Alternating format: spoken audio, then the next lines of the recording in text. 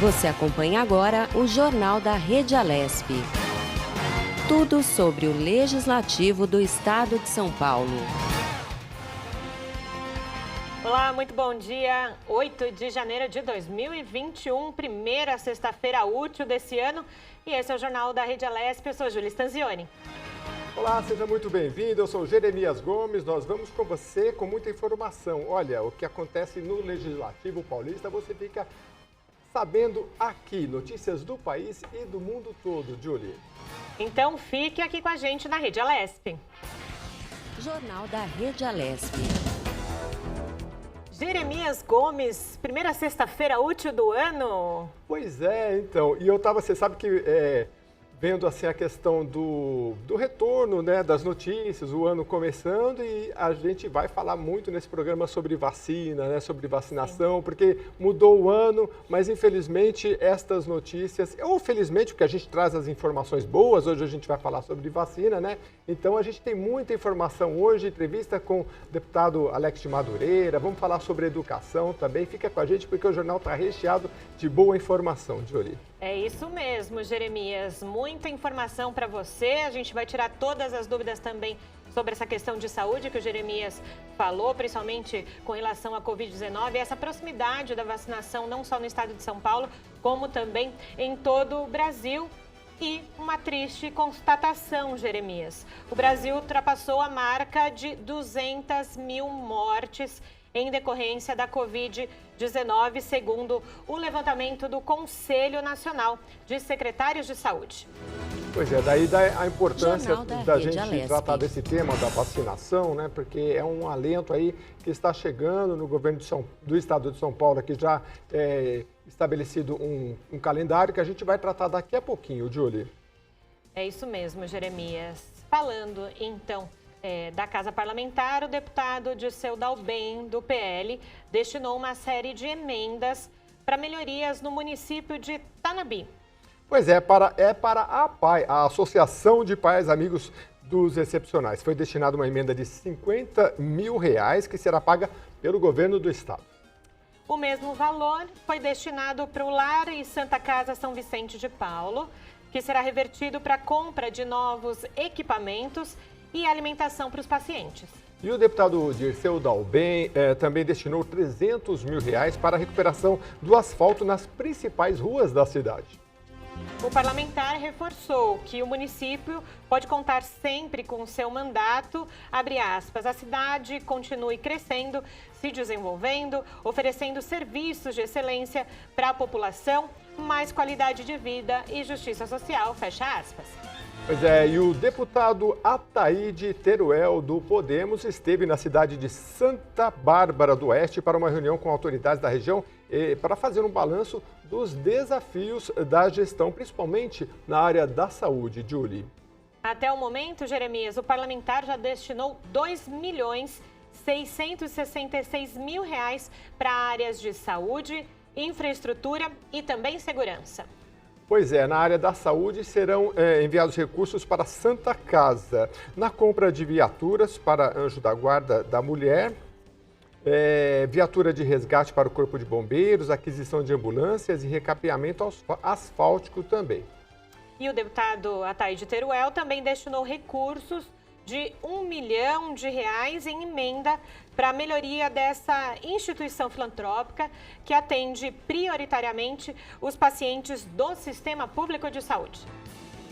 Muito bem, e tem mais parlamentares também destinando aí emendas, recursos. Olha, o deputado Alexandre Pereira, do Solidariedade, ele visitou a Guarda Municipal de Várzea Paulista e anunciou um investimento de R$150 mil para a compra de viaturas. E o parlamentar destacou que a Guarda Municipal tem um papel fundamental para a segurança pública e precisa constantemente de investimentos na frota e também infraestrutura. Para o secretário adjunto Ricardo Rodrigues, a ampliação da frota é fundamental para garantir a presença da corporação nas ruas, melhorar também a qualidade dos serviços prestados à população e ajudar no trabalho operacional de toda a Guarda Municipal. Julie. E a gente segue aqui no Jornal da Rede Alesp. Abrindo a nossa participação dos repórteres aqui no jornal, nesse início de 2021, a gente conversa agora com a Tayana Conrad. Ela vai falar um pouco sobre as atividades aqui no Parlamento Paulista. Em 2020, os deputados elaboraram e discutiram e aprovaram, vários projetos de lei, muitos que o Jeremias acompanhou nos plenários em 2020. É isso mesmo, Tayana? Vamos ver se a Tayana já está aí com a gente. Você nos acompanha, nos ouve, Tayana? Bom dia, Jeremias. Bom dia, Júlia. Feliz ano novo para vocês, então, aí nessa minha primeira participação do ano no Jornal da Rede Alesp aí por Skype. É isso mesmo, Jeremias. A gente sabe, que o ano passado, embora tenha sido um ano atípico, a gente sabe que a casa continuou os trabalhos, E no final do ano aí foram aprovadas diversas leis, tiveram muitos projetos também. E aí hoje eu vou destacar uma das leis, que foi aprovada aí no dia 8/12, que foi a Lei 17.302, de 2020. Essa lei que permite a capacitação de recursos estrangeiros para obras públicas do Estado. E já está em vigor, Ela foi aprovada, então, na sessão, como eu falei, no dia 8/12. E essa lei autoriza que o governo preste contragarantias à União e receba em troca, então, garantias para a realização de operações de crédito entre a Desenvolve SP, que é a agência de fomento aí do Estado de São Paulo, e o New Development Bank. A medida é uma forma para garantir, então, o pagamento à União, caso haja necessidade de o governo federal quitar os débitos estaduais com as instituições internacionais, Jeremias? Eu acredito que você tenha acompanhado aí também nesse dia a sessão. Dessa maneira, o Executivo paulista, então, poderá obter empréstimos de até 200 milhões de dólares para investimento aí no programa do Desenvolve SP, que é o programa de infraestrutura sustentável do governo do Estado. A norma também amplia as opções de parceiros com os quais o Estado poderá realizar operações de crédito, incluindo, então, instituições internacionais. Além disso, permite que moedas estrangeiras também sejam utilizadas nessas transações. Dentre as finalidades, Jeremias e Júlia, da iniciativa está o projeto de expansão da linha 2, verde, e aquisição de novos trens para o metrô. Investimento que pode ultrapassar aí o valor de 2 bilhões de reais. Não, justamente o que a Tayana falou para a gente agora, a Casa Parlamentar em 2020 não parou, Muito trabalho. E, Jeremias, aproveitando esse gancho, com a Tayana, você que acompanhou muito também o plenário, já o Jeremias vai dar um pouco dessa visão do plenário, Tayana? Foi importante mostrar o quanto se andou, E quantos projetos importantes foram aprovados que a gente repercutiu por aqui, não é, Tayana? Exatamente. E sabe, Júlia, eu queria destacar uma outra mudança que ocorreu com a aprovação dessa lei, que é a vistoria, que seria na vistoria semestral de veículos de transporte escolar, referente aí ao segundo semestre de 2020. Então, fique isenta da taxa de fiscalização e serviços diversos. Essa foi uma cláusula aí que resultou de uma emenda que foi apresentada pelo deputado delegado Olinto, Progressistas, onde ele afirma ser uma ação de justiça para os profissionais de transporte escolar do Estado de São Paulo, em vista ao enorme prejuízo que esse setor teve, então, no ano de 2020. Exatamente, Tayana Conrad. Pois é, a gente pôde acompanhar os diversos projetos que a gente tem, principalmente no final. Pois é, Jeremias, a Tayana estava falando, que justamente muitos projetos de lei foram aprovados, projetos que foram essenciais para esse momento de pandemia, de momento em que se precisou passar os recursos justamente para a área de saúde, para a de educação, que foram os mais impactados nesse momento, E a gente sabe o quanto vai influenciar nesse ano de 2021, Tayana? Você continua com a gente? Exatamente, estou por aqui ainda, Júlia. É isso que você está falando mesmo. Acho que o ano passado foi um ano em que todos os parlamentares trabalharam aí olhando para diversos setores, Como a gente está falando aí do pessoal do transporte escolar, a gente sabe que foi uma área muito atingida, e os deputados trabalharam aí para facilitar a vida também desses trabalhadores, Dentre esse projeto, a gente sabe que tiveram muitos outros aprovados também, com relação aos efeitos, né, os impactos aí da pandemia. É isso mesmo, Tayana. Sem contar a última votação do ano, né? Foi a lei orçamentária anual, que nós ouvimos muitos deputados aqui no Jornal da Rede Alesp, também todos os nossos repórteres conversaram na nossa programação com eles, né? Justamente para que esses impactos fossem, de algum modo, menor em 2021. Tayana Conrad, eu te agradeço, então, pelas suas informações hoje aqui no Jornal da Rede Alesp. Obrigada. Eu que agradeço, Tayana. Bom trabalho aí, bom jornal. Até uma próxima. Obrigado, para você também, um bom trabalho.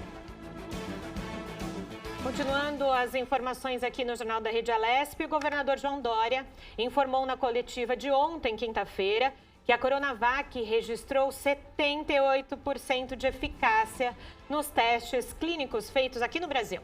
Pois é, a vacina contra a Covid-19 é desenvolvida pelo Instituto Butantan em parceria com a farmacêutica chinesa Sinovac. As pessoas que forem imunizadas com a vacina do Instituto Butantan terão entre 78% a 100% menos possibilidade de desenvolverem a Covid-19 do que uma pessoa que não receber o imunizante. Hoje pela manhã, o Instituto Butantan e o Governo de São Paulo iniciou o pedido de utilização emergencial junto à Anvisa, a Agência Nacional de Vigilância Sanitária. O objetivo é iniciar a vacinação em São Paulo no dia 25 de janeiro, conforme programado. E o objetivo também do Governo do Estado de São Paulo é fornecer a vacina do Instituto Butantan para todo o Brasil através do Ministério da Saúde.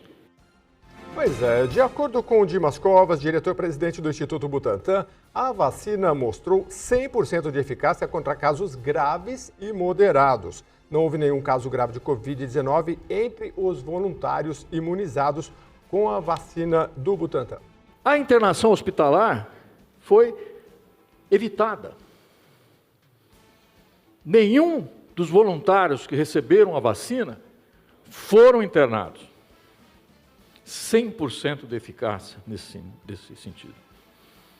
Ou seja, nesse momento, a pessoa pode até se infectar. O que nós queremos é que essa pessoa não progrida para a doença, que essa doença não fique mais grave e que a pessoa tenha que ir para o hospital e ser internada. Ainda segundo Dimas Covas, as informações serão enviadas à Anvisa e divulgadas posteriormente em publicações científicas. O relatório será disponibilizado por meio da... primeiro, logo que forem submetidos e aceitos pela Anvisa, ele será...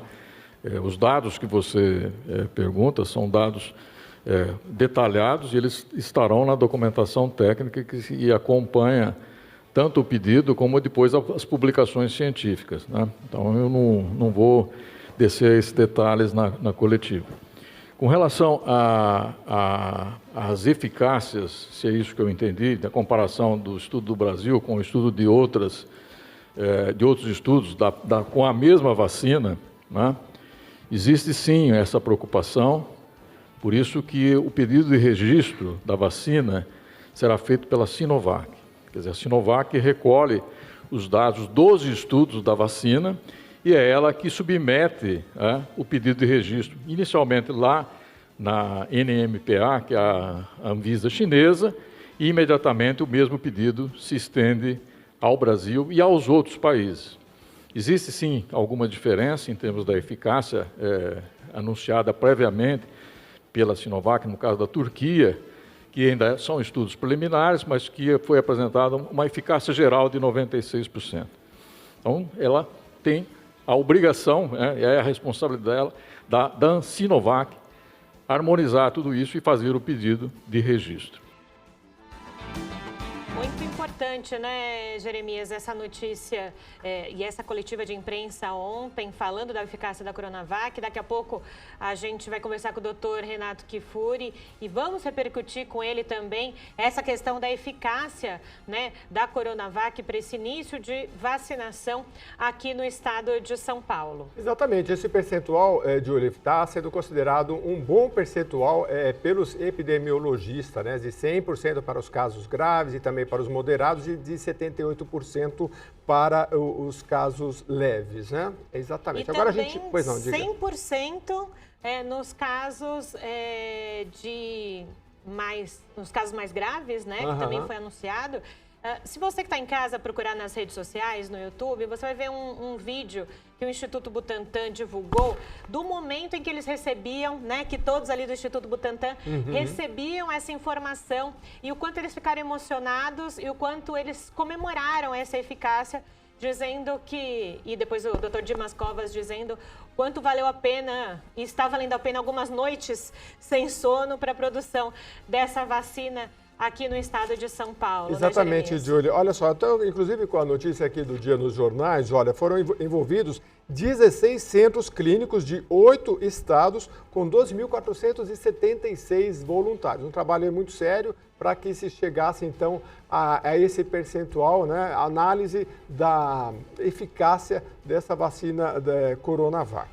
E agora estamos naquele momento crucial, né? Em que a Coronavac em que, na verdade, o Instituto Butantan e a Sinovac pedem à Anvisa, então, o uso emergencial da Coronavac para se iniciar a vacinação. Então, por isso que daqui a pouco também a entrevista com o Dr. Renato é importante para que justamente ele conte para a gente em que momento vai acontecer essa aprovação da Anvisa, justamente para esse plano emergencial. Jeremias, você teria aí, por acaso, no nosso plano do estado de São Paulo de imunização, em que momento cada pessoa vai poder ser imunizado? Exatamente. Eu tenho uma tabela aqui de vacinação da primeira fase do Programa Estadual de Vacinação, UP. Então, olha só.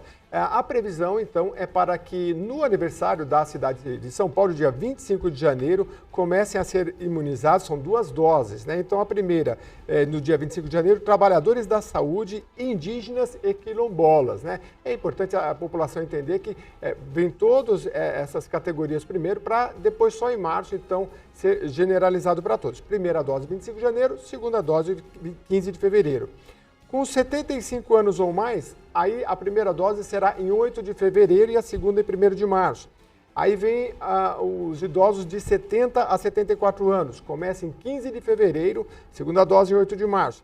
Aí sim, 65 a 69 anos, 22 de fevereiro, a primeira dose da vacina, 15 de março a segunda. E por fim, de 60 a 64 anos, 1º de março a primeira dose e 22 de março a segunda dose. Então, para a população em geral, só a partir de março. Mas é importante porque estas categorias, por exemplo, profissionais de saúde, além de, desde o início, né, Júlia, a preocupação ser muito grande, porque eles estão diretamente envolvidos e tem todos os protocolos, né, de higienização, mas a transmissão também é um perigo, então já é um grande alento aí este início. Então começa por estes profissionais indígenas e quilombolas no dia 25 de janeiro. E esse calendário, então a última é 60 a 64 anos, que começa no dia 1º de março a 22 de março. Você havia dito, Júlia, que estão os tratamentos do governo do estado com a Anvisa, e eu tenho aqui então a informação, começaram ontem, né, no dia 7 de março,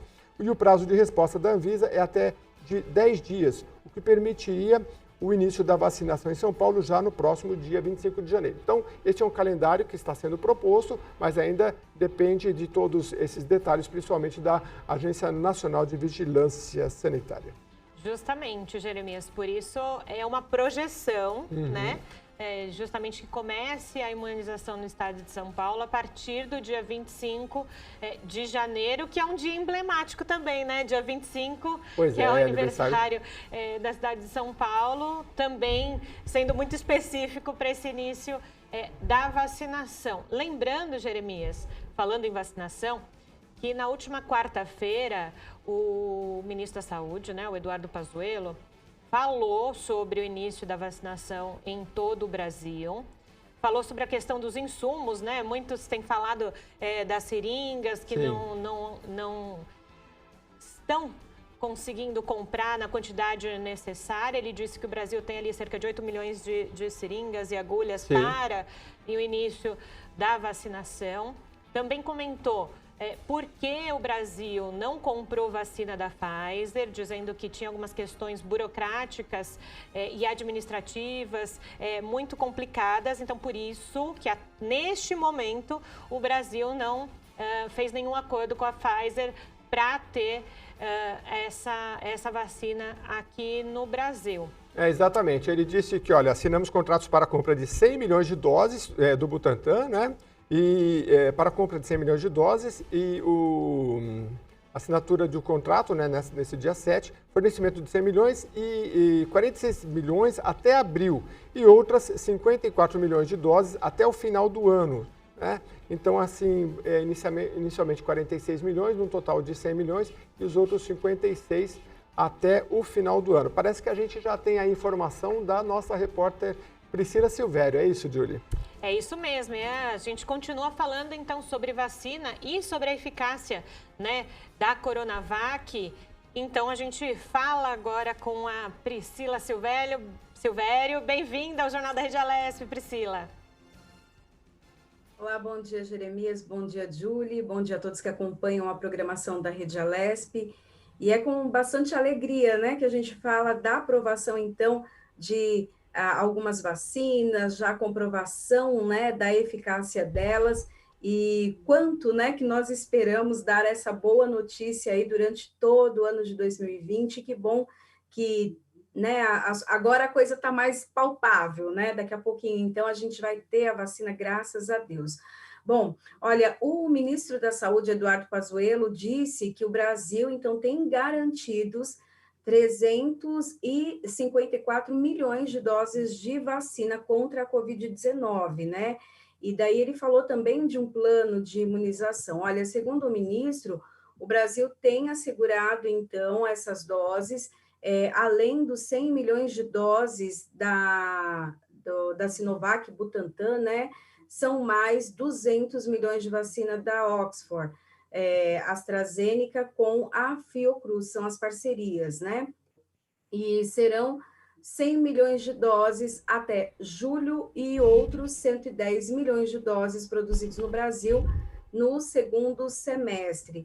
Além, então, da importação de 2 milhões de doses da fabricante indiana, né? Então, nós vamos ter aí já a chegada, né, dessas doses, segundo aí o ministro da Saúde. A imunização já começa no Brasil por volta entre os dias, né, 20 de janeiro até o dia 10 de fevereiro. Isso se a questão do registro das vacinas, né, não tiver nenhuma intercorrência, esse período, então, já começa a vacinação. Claro que o início da vacinação com as pessoas do grupo de risco, o que já foi anunciado. Olha, o governo também falou sobre uma medida provisória, né, que foi publicada no Diário Extra, numa edição extra do Diário Oficial, e eu queria falar com vocês um pouquinho sobre esse texto, né, que fala sobre a vacinação no caso emergencial, né. Essa medida, então, ela permite que os contratos sem licitação para comprar vacinas e materiais para a vacinação, né? As compras poderão ser feitas até mesmo antes da Anvisa conceder o registro definitivo ou a autorização do uso emergencial do imunizante.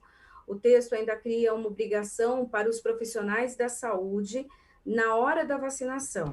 Então, ele deve informar ao paciente que a vacina não tem o registro, então, na Anvisa, somente para uso excepcional, autorizado pela agência. E também deverá explicar os potenciais riscos e benefícios. Aí fica, então, por conta também da pessoa, se ela quer ou não, né, essa imunização nesse primeiro momento. Lembrando, então, que mais de 40 países já começaram a vacinar a população. O Brasil chega numa marca, né, muito triste aí, de 200 mil mortos, né? Mas já 200 mil mortos, né? Então, um índice muito alto. Inclusive, na coletiva de ontem, o ministro da Saúde abriu a coletiva falando sobre isso, né? Lamentando esse número, essa marca que é tão alta, né?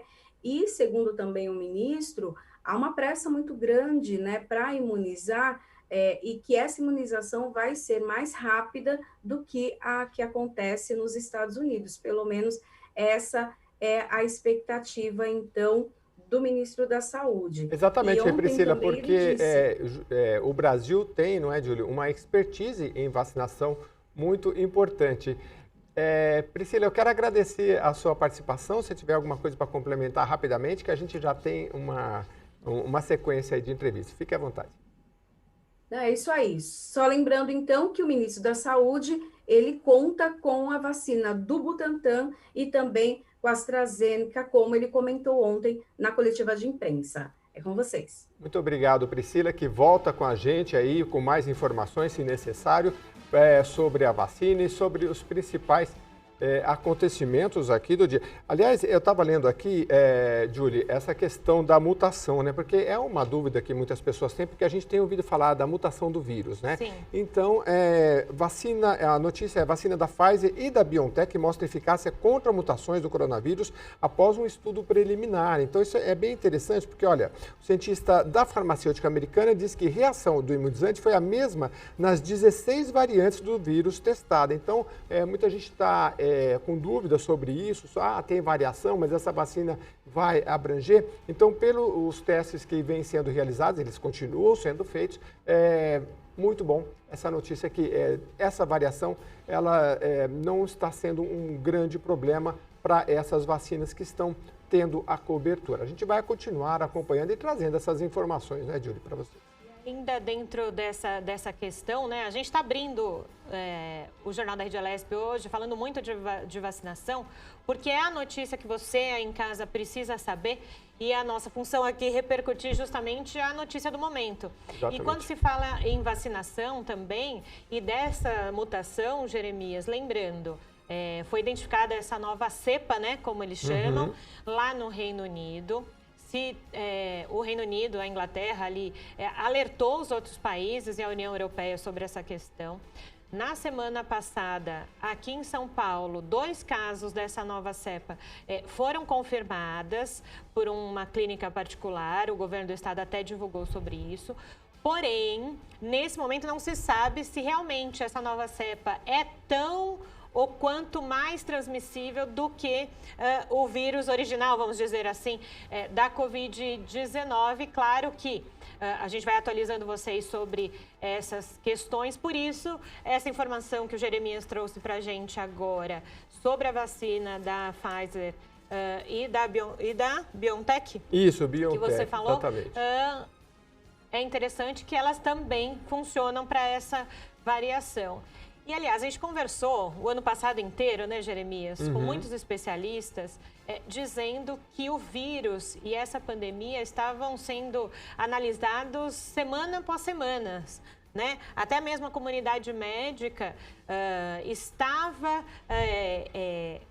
aprendendo com o vírus diariamente, né? Então, justamente, é importante a gente reforçar isso. E a gente vai continuar falando sobre esse assunto que envolve o mundo e principalmente a gente aqui no Brasil, claro, como estamos falando até agora, sobre a vacinação da Covid-19, Jeremias. E vamos conversar então com um especialista para a gente entender como é que está sendo todos os trâmites em relação à vacinação no estado de São Paulo e no Brasil, Júlia. A gente conversa agora com o Dr. Renato Kifuri, diretor da Sociedade Brasileira de Imunização. Bom dia, doutor Renato. Bem-vindo ao Jornal da Rede Alesp. Tudo bem? Olá, Júlia. Prazer falar com você e os ouvintes, os telespectadores da TV Alesp.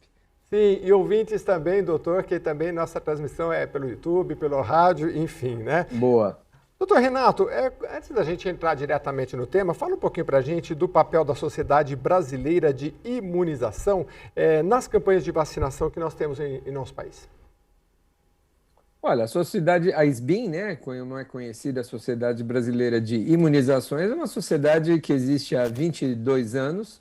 Ela foi criada num cenário onde as vacinas ganharam muita importância no país. a criação do Programa Nacional de Imunizações, a chegada de muitas vacinas e a pediatria, que era onde se concentravam os maiores imunização. Aliás, eu sou um pediatra também, mas era praticamente as vacinas eram, vamos dizer, práticas preventivas só utilizadas na pediatria. Com o passar do tempo, e vez que a vacina pode ser utilizada em qualquer idade, necessitou-se mais especialistas se agregarem a essa, vamos dizer, a essa dinâmica, a esse conhecimento, e nesse sentido surgiu há 20 anos a sociedade. A sociedade tem parcerias com a Organização Pan-Americana de Saúde, Unicef, o próprio Programa Nacional de Imunizações, outras sociedades médicas, no sentido de fomentar, divulgar a cultura, a informação e o valor das vacinas. Perfeito, doutor. Nós estamos nesse momento, né, de se começar a vacinação tanto no estado de São Paulo quanto no Brasil. Ouvindo algumas entrevistas do senhor, o senhor é um pouco reticente no sentido de marcar uma data para o início. Mas ontem o governo do estado de São Paulo, na coletiva de imprensa, falou sobre a eficácia da Coronavac em 78%, que encaminhou já o pedido para a Anvisa. Então, para quem está ouvindo, vendo a gente que não entende esses trâmites burocráticos, em que momento nós estamos? Olha, Julie, nós estamos chegando perto, né? Quando eu falava, e você bem disse que é complicado você ficar marcando data quando se está falando de estudos clínicos, porque eles podem atrasar, eles podem não dar certo, eles podem ser necessário recomeçar algumas etapas, ter ajuste nos seus protocolos. Então, isso aconteceu. Tanto é que a vacina de Oxford, que era a primeira que estava na frente para o licenciamento, está sendo a quarta a ser licenciada. O anúncio programado da Coronavac para o começo de dezembro, para o fim de dezembro, agora para janeiro, foi adiado 3 vezes, porque é natural dos estudos clínicos você, às vezes, precisar analisar com mais calma. Então, é prudente não ficar criando expectativas quando você sabe que a natureza desses ensaios clínicos ela é dinâmica. Em relação ao momento atual, após ontem tivemos o anúncio, né? Não foi apresentado nenhum dado mais detalhado em relação aos estudos, mas foi só um anúncio, como fizeram inclusive outros laboratórios. Agora esses dados precisam ser submetidos às agências regulatórias, né? Então, a Anvisa em primeiro lugar, depois a publicação numa revista científica, que aí a gente vai entender que eficácia de 78% é essa. Em adulto, é idoso, previne morte, previne forma leve, como é que se comportou a vacina no número de indivíduos, qual é o intervalo de confiança, ou a margem de erro dessas porcentagens, o poder estatístico desses dados, né? Então, tudo isso precisa ser avaliado aí com mais calma, por isso que a gente aguarda com anseio a submissão à Anvisa, esses dados serem públicos. Após isso, a Anvisa pode eventualmente requerer mais dados, mais informações. A boa notícia é que a visita à fábrica lá na China já foi feita, já foi liberado a certificação de boas práticas. As vacinas já estão chegando, já estamos aí com quase 10 milhões de doses aqui em solo brasileiro. Quer dizer, tudo pronto para nós começarmos em breve. E a melhor notícia que eu acho, Júlia, é o Programa Nacional de Imunizações ter ficado com essa dose. Não é o estado de São Paulo só fazer para os paulistas a vacina, não seria justo com o resto da população brasileira.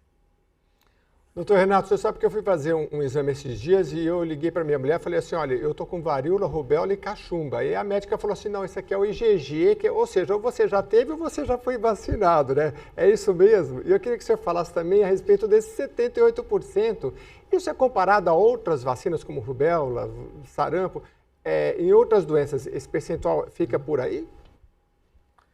Olha, os exames que detectam anticorpos, que nem o que você deve ter feito, revelam o seu histórico, né? Se você já teve ou não a doença, já tomou ou não uma vacina, você fica com essa imunidade duradoura, que é o tal do IgG. Então, para diagnóstico de Covid, não se usa esses anticorpos, usa o vírus, a pesquisa do vírus. Se eu quero saber se eu estou doente ou não, eu faço o tal do exame do cotonete, o tal do PCR. Então, esse é o diagnóstico que a gente usa para fase aguda. Para saber se alguém já teve ou não, você pode se valer desses testes, que falham muito, então tem muito falso negativo, muito falso positivo. Em geral, a gente não indica que ninguém fique fazendo esses testes de rotina. Em relação à eficácia da vacina, sempre que você olha uma eficácia, você tem que olhar dentro do contexto do problema, né? Se você tiver uma epidemia com 200 mil mortes em um ano, se você tem para a sociedade inteira, se você tem prejuízos econômicos, da saúde mental de todos desse tamanho, qualquer vacina que reduza 50%, metade desse problema é um efeito enorme. É claro que é muito vantajoso. Né? Então, se você tem vacina de 70%, 80%, 90%, melhor. Se tem um problema que é muito leve, a gripe, por exemplo. A gripe é um outro exemplo importante, onde a vacina tem menos que 70%, tem 60% de eficácia. Mas ela atinge 30% das crianças todo ano, 20% dos adultos todo ano. Leva a uma enormidade de consultas a pronto-socorros, uso de antibióticos, faltas ao trabalho. Quer dizer, o tamanho do problema que a gripe causa anualmente, uma eficácia de 60% de uma vacina é absolutamente extraordinário para diminuir o tamanho da carga que essa doença tem para a sociedade e para o sistema de saúde. A mesma coisa se aplica à Covid-19. Uma vacina de 78% de eficácia, sem dúvida, nós estamos falando de algo que vai trazer um impacto enorme aí na condução da pandemia. Agora, doutor Renato, a gente está falando de imunização, desse quase momento de se iniciar a vacinação, não só no estado de São Paulo, mas no Brasil. Gostaria que o senhor contasse para quem está vendo em casa como que funciona essa questão de imunização, né? A vacina, teremos 2 doses dela, né? Vai ser escalonado, primeiro ali os profissionais da saúde, depois seguem os subgrupos. Em quanto tempo a população efetivamente está imunizada? Pergunto isso por quê? Porque muita gente pode achar, legal, começou a vacina, a gente pode voltar à nossa realidade de antes da pandemia. Não é bem assim. Olha, nós estamos definindo ainda no Ministério as estratégias. A vacina de Oxford, ela tem estudos demonstrando que 3 meses de intervalo entre a primeira e a segunda tem uma boa resposta também. Então, talvez a gente entenda ou defina para o Ministério, se você utiliza uma vacina hoje e a segunda dose, não daqui a 3 semanas, daqui a 3 meses, você consegue, num primeiro trimestre, vacinar muito mais pessoas com pelo menos uma dose. Isso garante uma proteção já parcial com uma dose. Mas ninguém pode se contentar ou achar que com uma dose só está protegido. Porque mesmo que induza uma proteção inicial, a manutenção, a sustentabilidade dessa proteção só se vai dar para quem toma a segunda dose. Então, o esquema é de 2 doses, tanto com a vacina de Oxford, que é a do Ministério, quanto a vacina do Butantan, que agora também entrou para o Ministério. Então, nós vamos ter 2 vacinas diferentes no programa, talvez com intervalos diferentes entre a primeira e a segunda dose entre elas, mas é muito importante ficar claro que 2 doses são necessárias para as 2 vacinas. E você bem disse, né? Uma dose traz uma proteção parcial, nós vamos vacinando aos poucos, isso não deixa ninguém com passaporte aí de liberdade para relaxar os cuidados. Ninguém vai andar na rua com uma placa, eu já tive a doença, eu já tomei a vacina, é uma questão de respeito, inclusive ao próximo, você continuar se cuidando e cuidando dos outros. Então, acho que nós vamos conviver ainda um tempo até que tenhamos. A perspectiva, tenhamos vacinas para todos. A perspectiva com produção nacional é que isso possa se dar até o final do ano. Provavelmente, nas contas, e se tudo correr bem com o processo de produção, nós tenhamos aí, talvez, até o final do ano, 300 milhões de doses, 350, o que será suficiente para vacinar com 2 doses toda a população brasileira maior de 20 anos de idade, por exemplo, que é onde as vacinas estão licenciadas. Então, nós estamos aí a boa notícia também é que nós temos um programa brasileiro, temos laboratórios brasileiros e sustentabilidade do programa, autossuficiência do programa também se encaminhando para isso.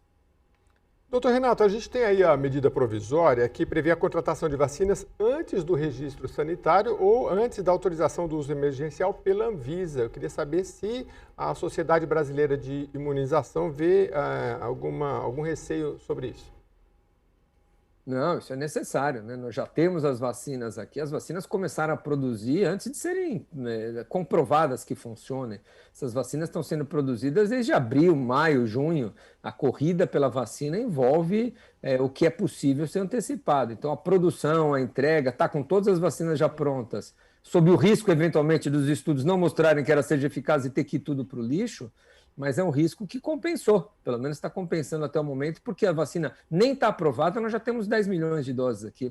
Isso realmente foi um risco corrido pelo laboratório de produzir vacinas antes dos resultados de eficácia e de segurança, sob risco, obviamente, de ter que desprezar todas essas vacinas, mas que aparentemente está dando tudo certo, vamos caminhar para a utilização dessas doses. Doutor Renato, talvez o senhor se lembre daquele caso, provavelmente, da revolta da vacina, e aí, passadas décadas, a gente tem aí fake news, e hoje com informação, a informação é bastante, mas ao mesmo tempo, infelizmente, nem sempre verdadeira. O que dizer, então, sobre essa questão de gente que diz ainda que, vou tomar, mas foi feito muito rápido, como é que é isso? Como esclarecer a população da eficácia dessa vacina, de todas elas que estão sendo apresentadas e da sua importância? Eu acho que esse talvez seja um dos maiores desafios que nós vamos enfrentar, que é a questão da comunicação, né? Muita politização, a vacina da esquerda, a vacina da direita, do governador, do presidente, vacina de um país, questões xenofóbicas, isso só cria confusão, desvia o olhar da ciência e traz para a população uma insegurança muito grande. Um dos pilares do sucesso de um programa de vacinação é a confiança. Confiança na vacina, o indivíduo está convencido de que aquilo é um bem para a sua saúde. Então, esperamos que agora harmonizem-se esses discursos, no sentido de a vacina é do Brasil, a vacina é para todos, a vacina não é de um estado ou de um governador, a vacina é de um programa que tem tradição no Brasil, e a gente possa ter uma comunicação mais efetiva, mais eficaz, que gere menos desconfiança, que gere mais credibilidade para a população na aceitação. E as fake news, infelizmente, nós vamos ter que continuar combatendo. Tem muita gente que vê prazer em inventar histórias, produzir vídeos, e a maioria das fake news que circulam aqui no Brasil são traduções de fake news americanas em geral. Tem um estudo que a gente fez junto com a Avaz, que mostra exatamente de onde vêm essas fake news. 80% delas não são criadas em solo nacional, são importações aí que a gente acaba, ou que grupos maldosos acabam circulando na internet, e claro, põe a população, o leigo aí, em desconfiança em relação às vacinas. O senhor falou de informação e de boa informação, né? E esse é o nosso serviço aqui na Rede Alesp também, levar para quem vê e nos ouve uma informação de qualidade com especialistas que entendem do assunto, né? O senhor também é pediatra e a gente está no momento que muitos pais estão na expectativa. Vai voltar a aula presencial? Não vai? Crianças e adolescentes não estão, nesse momento, no grupo prioritário de vacina. Qual que é a sua análise e o que o senhor pode falar para esses pais que, nesse momento, também estão preocupados? Olha, Júlia, sem dúvida o que a gente aprendeu com essa pandemia, no começo nós achávamos que as crianças seriam importantes transmissores da doença, como são para os resfriados, para a gripe mesmo. E o que a gente descobriu é que não, as crianças adoecem menos, têm menos sintomas, consequentemente, ao tossir, ao espirrar, ao vomitar menos, acabam transmitindo menos o vírus. Então, as crianças não desempenham um papel importante na cadeia de transmissão da doença. Então, as escolas que foram as primeiras a serem fechadas no começo da pandemia por esse receio e as últimas a serem abertas, hoje na Europa, por exemplo, com o fechamento de todos os serviços que o país estão vivendo, as escolas estão sendo as últimas a serem fechadas, porque se entendeu e hoje se conhece que as crianças não têm esse papel. O que acontece dentro da escola é só um reflexo do que está acontecendo na sociedade. A escola não aumenta ou diminui o curso da pandemia. Não é a escola responsável por aumentar ou diminuir. Então, há uma tendência hoje, inclusive no Brasil, um consenso na comunidade científica de que as crianças, a volta às aulas não altera, não aumenta, não piora a pandemia. Então, nem faz, a grande maioria dos surtos que temos domiciliares não são as crianças que trazem o vírus para casa, são os pais que saem para trabalhar e trazem para dentro de casa a infecção. Então, o consenso hoje é não culpar as crianças, não responsabilizar as crianças, especialmente na área da educação, já tão sofrida nesse país, com uma carga, com uma culpa, uma responsabilidade que elas não têm.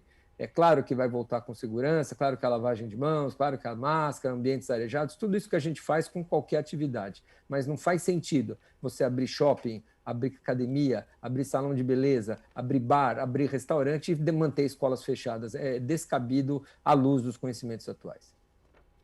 Doutor Renato Kfouri, diretor da Sociedade Brasileira de Imunização, espero que o senhor possa vir no Jornal da Rede Alesp para falar de pediatria, mas acho que a gente vai voltar várias vezes ainda aqui para falar de vacina, porque o seu conhecimento é muito importante aqui para esclarecimento da população paulista e paulistana. Muito obrigado. Eu que agradeço, Emanuel. Júlio, prazer falar com você, é sempre um grande prazer, um grande beijo para você. Obrigada, doutor. E a gente segue falando aqui no Jornal da Rede Alesp, justamente aquela marca do início do jornal. O Brasil ultrapassou a marca de 200 mil mortes em decorrência do novo coronavírus, segundo o levantamento do Conselho Nacional de Secretários de Saúde. Pois é, o boletim divulgado ontem revela que foram registradas 1.841 mortes no período de 24 horas, elevando o total de vítimas para 200.498. O número de óbitos é o maior registrado desde o início da pandemia, Júlia. A primeira vítima da Covid-19 foi registrada em março de 2020 e o Brasil rompeu a marca de 100 mil pessoas que perderam a vida no dia 8 de agosto, cerca de 5 meses depois. Em relação aos últimos 10 anos, nenhuma doença matou tanto em um ano como a Covid-19 no território brasileiro. A segunda maior causa de óbitos neste período foram as isquêmicas do coração, com média anual de 100 mil vítimas.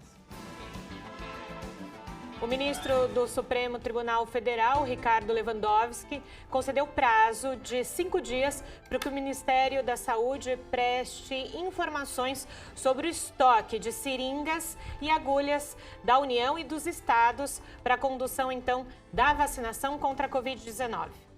De autoria do partido Rede e Sustentabilidade, o processo requer que o Ministério apresente os estoques planejados para a vacinação em todos os estados. O documento, Jeremias, diz que o governo deve apresentar os estoques compatíveis com a demanda da Covid-19, mas sem se esquecer de todas as outras campanhas nacionais de imunização. A ação solicita ainda que, caso avalie que não há reserva suficiente de insumos, o governo apresente em 48 horas o planejamento de novas aquisições de seringas e agulhas para o cumprimento das primeiras fases da imunização. Jeremias, ainda repercutindo a entrevista que nós fizemos agora com o Dr. Renato Kifuri, ele falando sobre alguns pontos, eu posso destacar aqui, Sim. né? Primeiro, começando ali do finalzinho do que ele falou, que as crianças, nesse momento, devem voltar com todos os protocolos de saúde para as aulas, porque na cadeia elas não são o grande ponto de interrogação, né? Então, isso é importante, porque eu acho que os pais, né, Jeremias, ficam, nesse momento, preocupados. Aliás, só para pontuar, eu tive a oportunidade de entrevistar diversos secretários de educação espalhados no estado de São Paulo, e muitos deles falaram, olha, a gente fez um levantamento junto aos pais. Então, isso que você está falando é importante porque está se dialogando com os pais. Então, os pais também precisam entender e dar um retorno para o poder público. Olha, a gente quer que volte, a gente quer que não volte. Então, de acordo com o que o doutor disse, é importante, então, que essas crianças comecem a retornar às atividades escolares, porque, como você colocou, elas não representam aí nessa cadeia de transmissão um perigo tão grande, né? É isso mesmo. Dando sequência, então, às nossas entrevistas aqui no Jornal da Rede Alesp, a gente fala agora sobre a obrigatoriedade de prefeitos em seguir as determinações do governo estadual em relação às normas de combate ao novo coronavírus. Exatamente. O nosso especialista em Direito Constitucional e Criminal, Fernando Fabiano Capano. É isso, Júlia? Ele que está com a gente agora. É isso mesmo. E ele vai falar sobre essa questão de alguns prefeitos do litoral paulista que descumpriram a ordem restritiva do Plano São Paulo, que determinava a fase vermelha, né, em algumas cidades e evitar aí o acesso dos turistas. Bom dia, doutor. Bem-vindo ao Jornal da Rede Alesp. Tudo bem? Olá, bom dia para você, bom dia para todos. Doutor Fernando, como é que funciona aí essa questão do plano, né? Porque é o governo do estado que tem a legitimidade, a autoridade para que determinar, então, o plano, e parece que alguns, foram poucos, mas não cumpriram. Mas o que diz seja a Constituição do estado e as normas legais? Bom, a questão, na verdade, precisa partir de um pressuposto básico, que é o fato de que nós vivemos numa federação, né? Alguns dizem, inclusive, que a nossa federação é uma federação distinta, por exemplo, da Federação dos Estados Unidos, porque nós temos aqui 3 entes estatais distintos, né? Nós temos a União, os estados e o município, né? Nos Estados Unidos, por exemplo, a figura do município não tem competência legislativa como nós temos aqui. Partindo desse pressuposto, portanto, segundo a Constituição, a competência para legislar sobre saúde pública, né, e sobre todas essas demandas aí legais e normativas para enfrentar o Covid é tida como competência comum. A questão já foi levada ao Supremo Tribunal Federal, né, e a gente tem que fazer uma distinção aí no seguinte sentido. O Estado ou os Estados têm competência para legislar considerando as suas realidades locais. A União tem a competência para legislar, como de fato legislou, na normativa geral, né? E os municípios têm competência suplementar. O que é que significa isso? Significa dizer, portanto, que, mesmo tendo competência para legislar, os municípios apenas e tão somente suplementam aquilo que o Estado legislou. O que significa dizer, portanto, que os municípios eles precisam necessariamente partir do pressuposto de que eles devem obedecer o Plano São Paulo aqui entre nós, no estado de São Paulo. E, óbvio, né, considerando as suas realidades locais, os municípios podem suplementar a legislação do estado de São Paulo, né, no caso aí o Plano São Paulo, para adotar essas medidas que, a rigor, tensionam combater aí não só a doença, né, como o seu alastramento aí para a população de cada um dos municípios. E, doutor Fernando, até o próprio secretário Marcos Vignoli disse que essas prefeituras já foram notificadas, né, e que vão responder aí, devem responder judicialmente pelo descumprimento. Para quem não conhece muito essa questão de leis, como que funcionaria, então, esse responder judicialmente, né? Olha, nós temos uma série de possibilidades, né? Nós temos, por exemplo, a possibilidade de que o Estado de São Paulo, eventualmente, acione, mediante um remédio que nós chamamos de reclamação, que o Estado de São Paulo acione diretamente o próprio Supremo Tribunal Federal. Nós tivemos aí, como disse, 2 ações, se eu não me engano, que trataram deste assunto, 2 ações que o Supremo conheceu, em que se pode noticiar o descumprimento da decisão do próprio Supremo, no sentido de que o município não pode, obviamente, ir contra os parâmetros estabelecidos aqui no estado de São Paulo pelo Plano São Paulo. Uma outra possibilidade, que me parece, inclusive, mais factível, é o Estado de São Paulo acionar, por exemplo, o próprio Ministério Público ou ele mesmo ajuizar ações civis públicas em face desses prefeitos, tensionando responsabilizá-los em razão do descumprimento dos ditames aí do Plano São Paulo. Também é uma possibilidade nesse sentido, porque me parece que, caso o prefeito, como aconteceu aqui, principalmente no litoral paulista, né? Caso alguns dos prefeitos realmente contrariem os pressupostos colocados pelo Plano São Paulo, me parece que há aí a possibilidade de um cometimento do que nós chamamos de improbidade administrativa. E, para isso, o Ministério Público pode tomar providências e o próprio Estado de São Paulo também, nesse sentido. Agora, doutor, eu estava fazendo uma conta rápida. Dos 645 municípios do estado de São Paulo, 20 que descumpriram, daí cerca de 3%, né? É relativamente pouco, mas alguns, inclusive do litoral, num momento bastante crítico, né? Se houver um segundo descumprimento, tem uma outra medida legal que se possa tomar?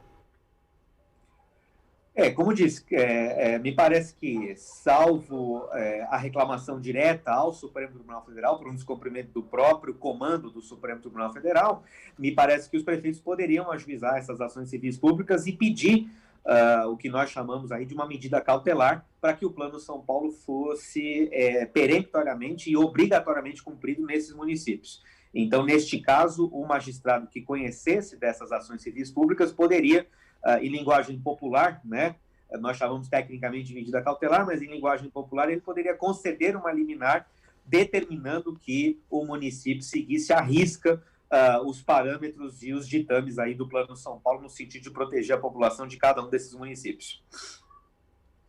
Agora, doutor, o que me parece que fica com um ponto de interrogação, não só para quem está ouvindo, vendo a gente, mas me parece que também para os próprios administradores do município, até que ponto o Estado pode intervir nos comércios e serviços das cidades, até em que momento o município pode acatar ou pode colocar outra regra naquele momento. A gente está pontuando justamente do litoral paulista, que muitas cidades do litoral, tanto norte e sul, continuaram na fase amarela, deixaram, então, comércio aberto, as praias e quiosques abertos, porque é dali que sai também a economia desses municípios.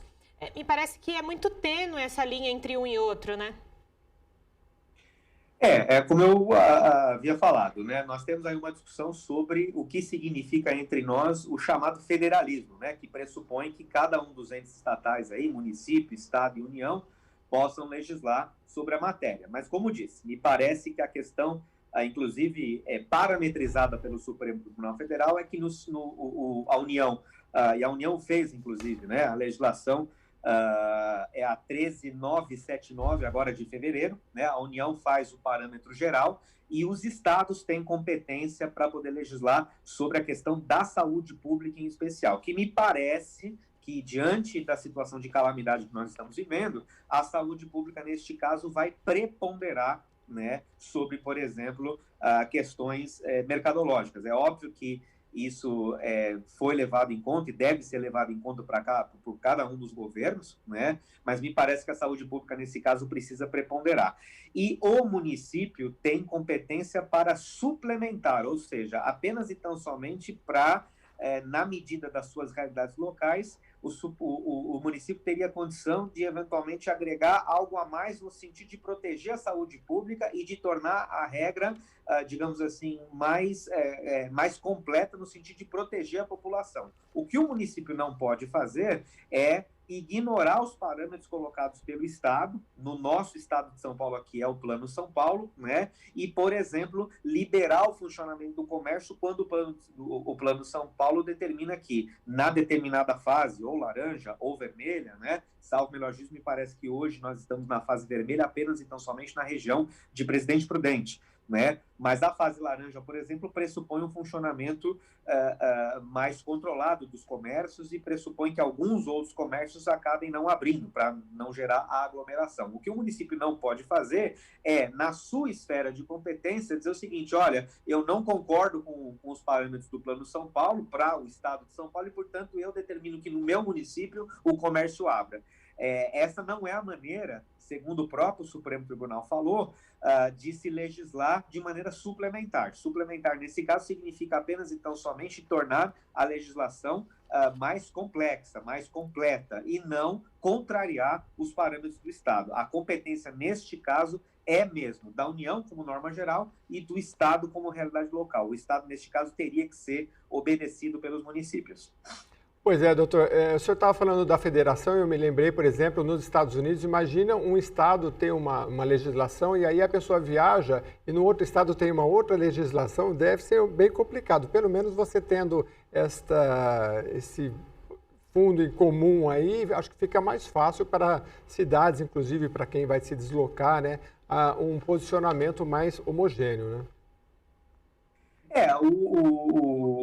A cultura dos Estados Unidos é uma cultura diferente da nossa, né? Porque o nascimento do federalismo lá se deu de maneira distinta do nosso aqui. No Brasil, nós éramos um Estado unitário, né, por ocasião do Império, e nós optamos por virar uma federação por ocasião da República, né? Então, a nossa cultura de federalismo aqui é um pouco diferente. Mas, de qualquer modo, para tornar as coisas, inclusive, mais palatáveis, nós precisamos fazer com que a população entenda que a competência para legislar sobre saúde pública é, de fato, comum, mas os parâmetros devem ser garantidos pelos estados, do ponto de vista da realidade local de cada estado da federação, e aqui no nosso, nós temos que necessariamente obedecer os ditames do Plano São Paulo, que é a nossa legislação de competência aqui, e os municípios, como disse, eles podem, de maneira suplementar, eventualmente dizer o seguinte: olha, aqui no meu município, vamos pegar o exemplo, por exemplo, de Presidente Prudente, né, que está na fase vermelha, porque me parece que lá a ocupação dos leitos de UTI está em mais de 100%, inclusive. Me parece que a questão lá do contágio está bem mais complexa do que em determinadas regiões do estado. Então, por exemplo, presidente prudente pode dizer o seguinte, olha, aqui, para além do problema havido na fase vermelha, nós ainda vamos fazer um lockdown geral. Isso poderia ser possível porque isso faria com que o município, levando em consideração a sua realidade local, ele suplementasse o Plano São Paulo de maneira a tornar a legislação mais rígida. O que não pode acontecer, e o Supremo decidiu isso mais de uma vez nesse ano aqui, né, é exatamente o contrário. É, por exemplo, dizer o seguinte, olha, aqui levando em consideração o aspecto econômico, por exemplo, no litoral norte, em São Sebastião, aqui nós vamos preponderar a abertura do comércio e não a saúde pública. Isso é que efetivamente não pode acontecer nos termos dessa lógica do federalismo em que cada ente vai, na verdade, completando dentro da sua competência aquilo que está sendo legislado. E, assim, o que a gente precisa entender, e a gente precisa chamar atenção para isso, é que nós estamos diante de uma calamidade pública, nós estamos diante de um problema de saúde pública que, no caso concreto, deve ser levado em conta de maneira preponderante a qualquer outro aspecto mercadológico, segundo eu penso e segundo o Supremo Tribunal Federal já decidiu nesse sentido. Dr. Fernando Fabiani, advogado, especialista em Direito Constitucional e Criminal, muito obrigado pela sua participação aqui no Jornal da Rede Alesp. Eu é que agradeço mais uma vez por falar aí para a casa do povo paulista. Um grande abraço para todos, bom dia. Bom dia, doutor. Os candidatos do Exame Nacional do Ensino Médio, Enem, que comprovem comorbidades, podem pedir alocação em salas mais vazias. Para fazer a solicitação é preciso ligar para a Central de Atendimento 0800 61 61 61.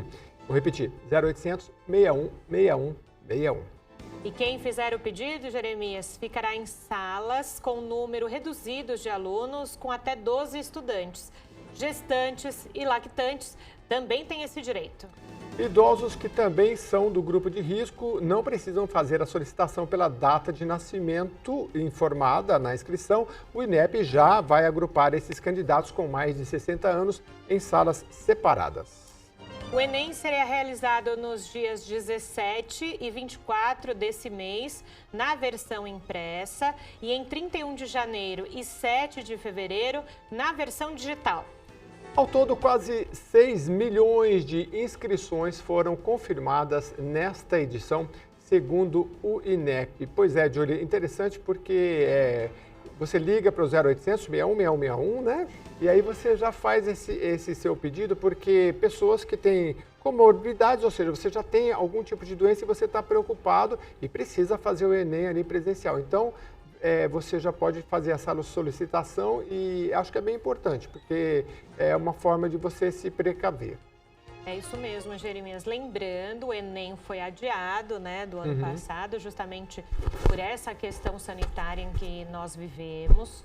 Outros também vestibulares, como o da Unicamp, aconteceu nessa última semana presencial, mas com o número de pessoas reduzidas nas salas de aula.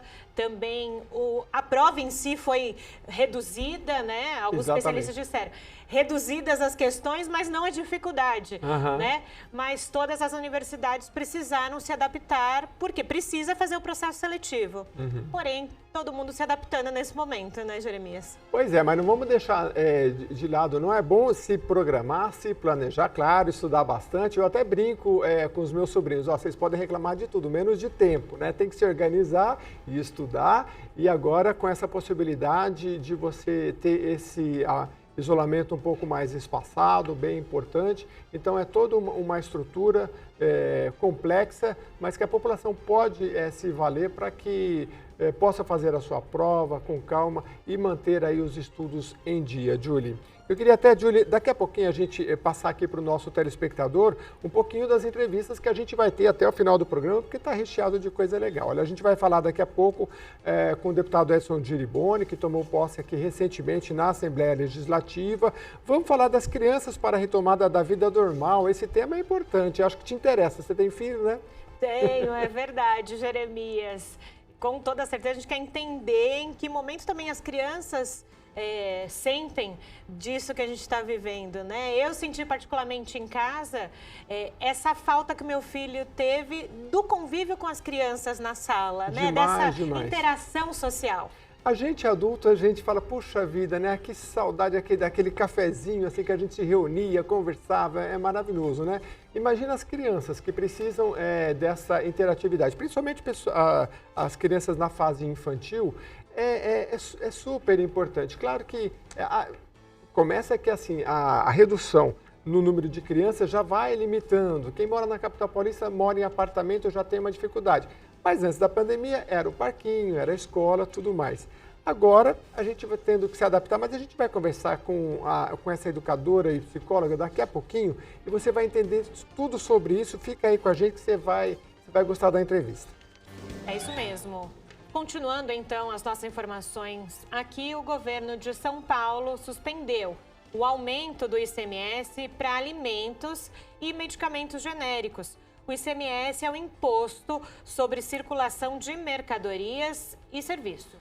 O governo estadual enfrenta ações judiciais para impedir o reajuste do imposto previsto para começar no próximo dia 15 de janeiro. Para organizar as contas do Estado por causa da pandemia, o governo realizou uma reforma administrativa em outubro, que resultou em um corte de 20% em incentivos, elevando a carga tributária a partir agora de janeiro. Uma força-tarefa de secretários foi criada para intensificar a análise do pedido de setores econômicos para a redução de benefícios fiscais e dialogar com setores envolvidos. Aliás, sobre esse tema a gente vai conversar com o deputado Alex de Madureira, que ele tem um projeto interessante sobre a adequação do ICMS. Não é exatamente o tema específico aqui, mas é um tema que a gente vai tratar bem interessante na nossa entrevista ainda hoje, Julie. Outra questão, você tem carro, Jeremias? Não, mas eu tenho moto, né? Gasto um pouquinho menos. Pois é. O vencimento da primeira parcela do IPVA de 2021 começou ontem aqui no estado de São Paulo para os carros com placa final 1. Para quem se assustou com o valor do imposto, fica o alerta. Atrasar a quitação do tributo rende multa de 0,33% por dia, mais juros de mora com base na Selic. Atualmente está em 2% ao ano. Após 60 dias de atraso, o percentual da multa fica congelado a 20% do imposto devido, e janeiro é aquele mês, né, Jeremias? De IPVA, IPTU, quem tem criança em escola particular, rematrícula, primeira mensalidade. Exatamente, por isso que os educadores financeiros falam sempre, olha, pega o 13º, já reserva um pouquinho para janeiro, né? Mas se você não fez, é importante que você consiga aí adequar ao máximo o seu orçamento. Lembrando que agora a gente já deu essas notícias aqui, né? Tudo digital, você vai lá no site do Detran, você consegue, inclusive o documento do veículo, né? Agora é digital, você tira lá, mantém no seu celular, enfim, está facilitado essa questão da informática para que você possa facilitar aí não só o pagamento, mas também manter os documentos do seu veículo. É isso mesmo, e até você falou dos educadores financeiros, né? Em dezembro nós ouvimos aqui no Jornal da Rede Alesp, também na programação da Rede Alesp, economista, educadores financeiros. Você pode ir lá no nosso canal do YouTube da Assembleia Legislativa de São Paulo, resgatar essas entrevistas para quem está nesse momento de cabelo em pé, né, Jeremias? Pois que precisa pagar as contas. Vai lá no al.sp.gov.br ou então você digita Alesp no YouTube, você tem todo ali separado pelas playlists. E aí quando você... Isso é uma coisa que é muito interessante você falar. Você vai lá no canal do YouTube, entrou no canal da Alesp, você tem uma lupinha lá e você coloca lá Educação Financeira. Você vai ter... informação sobre essas entrevistas, que a gente trouxe várias aqui para você. E o Jeremias, agora há pouco, falou um pouquinho dos nossos entrevistados, falou também do deputado Alex de Madureira. A gente também vai ouvir um engenheiro agrônomo, Thiago Dini, ele mora lá em Milão, na Itália, e vai contar para a gente desse segundo momento da Covid-19 na Europa. O Thiago contou já uma vez para a gente de como era estar no epicentro né, da doença no mundo. Ele vai atualizar a gente sobre essas questões e também a questão de vacinação na União Europeia. Exatamente, é isso que eu iria dizer, né? Porque aqui a gente está começando, tem todos esses trâmites que a gente trouxe aqui no Jornal da Rede Alesp, a gente vai ter um pouquinho dessa informação de quem está lá na Itália, ele está bem atento a isso, para saber como é que está as fases, né? Se tem 2 doses também, se não tem, se existe um calendário aí para, como nós estamos fazendo aqui, né? É bom a gente saber, né, Julie, porque é um momento de muita dúvida, então, na medida que a gente vai tendo mais informação de outros países, né? Nós temos aqui já a informação de que outras vacinas, o Brasil não vai ter somente uma vacina, né? Então, está sendo, aos poucos, vai ser liberado pela Anvisa. Então, todas essas informações são muito importantes e esse panorama internacional você vai ter aqui no Jornal da Rede Alesp. E agora, então, a gente conversa aqui no Jornal da Rede Alesp com um deputado recém-empossado, Edson Giriboni, do Partido Verde. Olá, deputado, seja muito bem-vindo ao Jornal da Rede Alesp. Bom dia, é um prazer estar falando com todos vocês da TV Alesp. Bom dia, deputado. O senhor está retornando, né, aqui à Alesp para assumir o seu 4º mandato, né, após um ano muito difícil para o mundo inteiro. Nesse momento, quais são os principais desafios do senhor aqui? Os principais desafios é ajudar o Estado de São Paulo a atravessar esse período de crise, trabalhar pensando em projetos importantes que possam ajudar o Estado. E eu sou aqui de Itapetininga, aqui represento aqui a região sudoeste do Estado, Vale do Ribeira, junto ao governo do Estado, também ser um porta-voz dessas regiões junto ao governo, estar prospectando as demandas, necessidades, ouvindo as lideranças da região, os prefeitos, vereadores, entidades, os hospitais, enfim, aquilo que possa ser útil com ações do governo do Estado de São Paulo, né? Eu fiz isso ao longo dos meus mandatos e procuro continuar e continuarei fazendo dessa forma, com bastante proximidade aqui às lideranças aqui da região e procurar ajudar o desenvolvimento. Essas 2 regiões precisam ainda muito de desenvolvimento, de parceria com o governo do Estado de São Paulo. Então, é uma missão importante para a gente ter mais justiça social dentro do Estado de São Paulo. Deputado, eu havia falado anteriormente, até me confundi, falei do deputado Alex Madureira, mas é o senhor, né, que vai tratar do debate, inclusive na posse o senhor chegou a citar, da redistribuição do recurso do ICMS para os municípios, principalmente os menores. Qual é a proposta que o senhor tem nesse sentido? É um projeto que nasceu inicialmente de uma demanda. Aqui a região sudoeste, o Vale do Ribeira, tem muitas florestas plantadas, pinos, eucalipto. E, por exemplo, o município de Capão Bonito, alguns mandatos atrás, que tem aproximadamente 50% da sua área territorial com florestas plantadas, chegou a fazer uma lei municipal proibindo o plantio de floresta no município, tendo em vista que a madeira é produzida aqui no município, aqui na região, nos municípios da região, mas ela é industrializada longe. Portanto, praticamente fica sem nenhum benefício, né, desse processamento. Então, inicialmente, eu fiz uma lei para incluir, em vez de proibir, que é uma atividade econômica, uma atividade produtiva, mas em vez de proibir que os municípios que cedessem áreas para florestas plantadas pudessem ter uma participação maior na distribuição do ICMS. Aí, posteriormente, discutindo esse projeto, eu recebi 2 sugestões. Uma é para que pudéssemos aumentar a participação das áreas de preservação ambiental, os parques, áreas de reserva ambiental, as áreas verdes, que já existe uma porcentagem, mas que a gente aumentasse isso.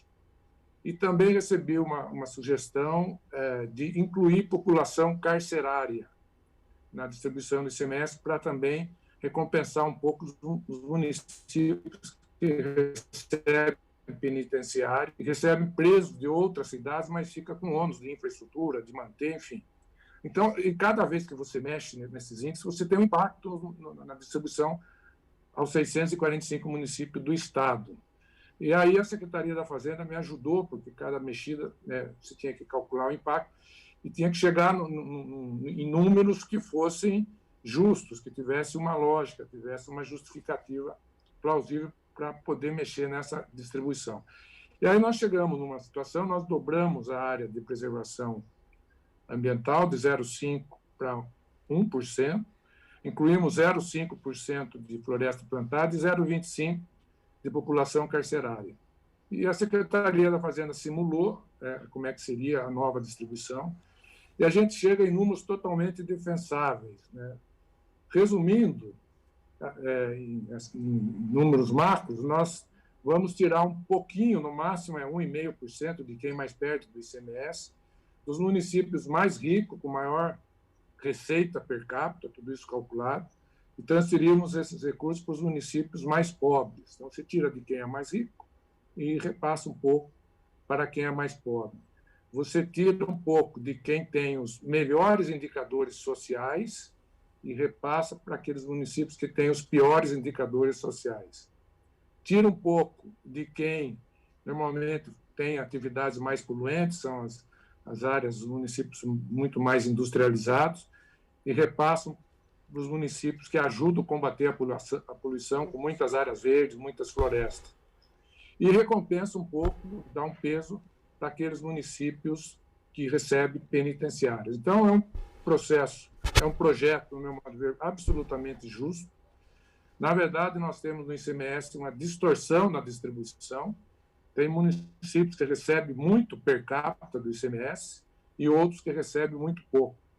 Só que se você for tentar fazer uma mudança brusca, você causaria um impacto muito grande naqueles municípios que mais recebem. Então, tem que ser uma coisa bem dosada, bem equilibrada, que praticamente não dê para quem aqueles municípios que vão perder um pouco, percam muito pouco, mas aqueles municípios que recebem vão ter um benefício muito grande, e é uma forma de você incentivar os municípios a terem mais áreas verdes. Hoje a questão ambiental necessidade, é urgente que a gente olhe com mais atenção as questões ambientais. Esse valor é calculado anualmente, então aqueles municípios que têm poucas áreas verdes serão incentivados a ampliar suas áreas de preservação ambiental, áreas de floresta, e também tentar diminuir um pouco a rejeição, muitas vezes, que existe de colocação de penitenciárias, porque eles teriam uma compensação através de um peso na distribuição do ICMS. Pois é, deputado, muito interessante esse projeto. Eu não conheço bem a região do senhor, mas eu conheço, por exemplo, a região que eu morei aqui, de Campinas, Americana. Eu posso citar, por exemplo, Paulínia, que tem assim uma unidade petrolífera e tem uma arrecadação muito forte. E você pega outros municípios como Montemor, que é pequenininho, ali tem uma arrecadação pequena. Então, essa questão de equalizar, você de repente tem uma cidade com uma super arrecadação e uma outra cidade ali próxima, né, que parece que é um outro mundo, né? Então, eu achei muito interessante. Esse projeto já está tramitando ele aqui na casa? O senhor ainda vai apresentar? Como que está funcionando? Não, ele já está tramitando, ele está pronto para a ordem do dia. É um projeto 376/2015, e eu voltando agora, retomando as atividades, logicamente eu dependo de apoio dos demais deputados, dos líderes, para que a gente possa conseguir aprovar em plenário. Esse assunto até já foi discutido com o governo do Estado, não há impacto nenhum ao governo do Estado, porque nós não estamos aumentando a carga tributária, só estamos redistribuindo de uma forma um pouco mais justa o ICMS. Ele está pronto para votar, vai depender da gente ter um acordo na Assembleia para que ele possa ir ao plenário. Muito bem. Julie?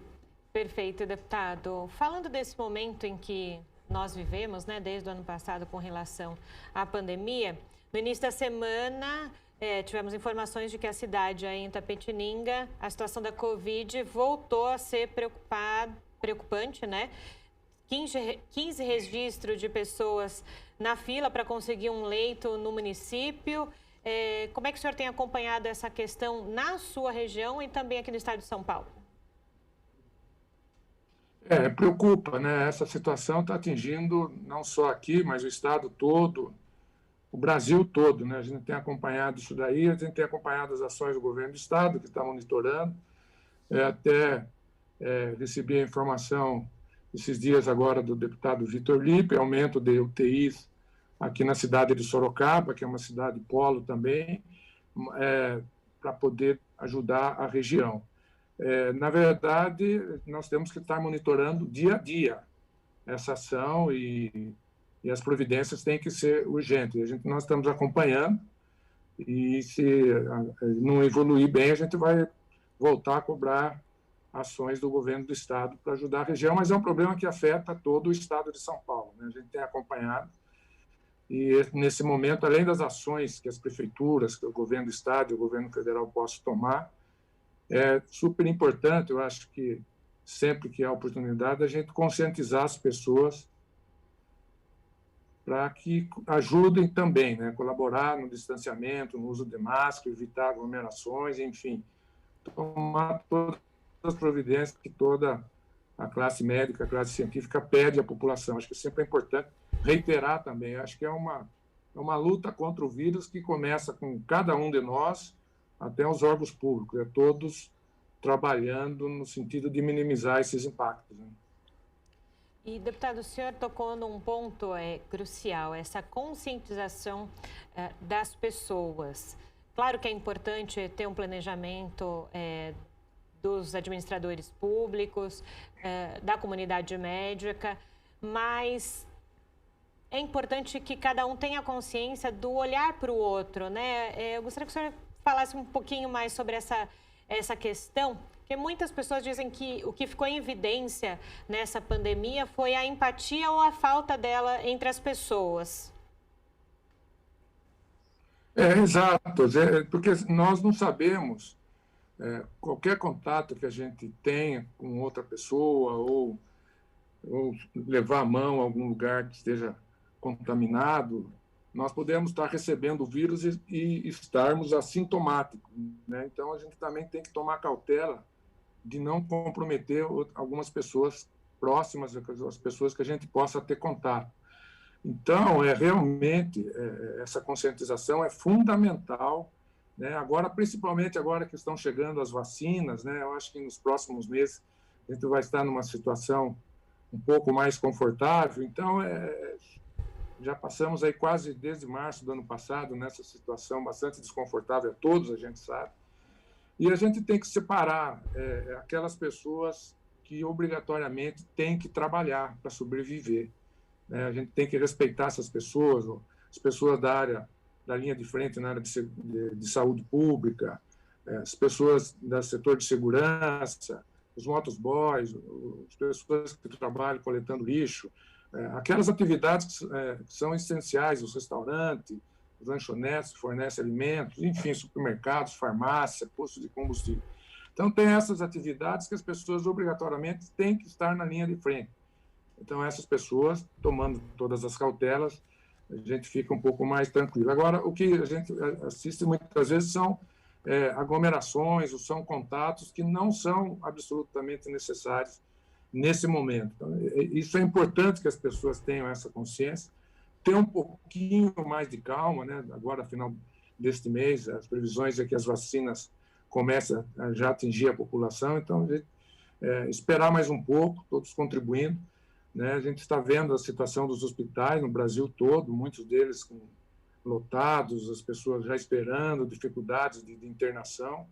Então, é um momento que precisamos, todos nós, agirmos com muita responsabilidade e com muita consciência.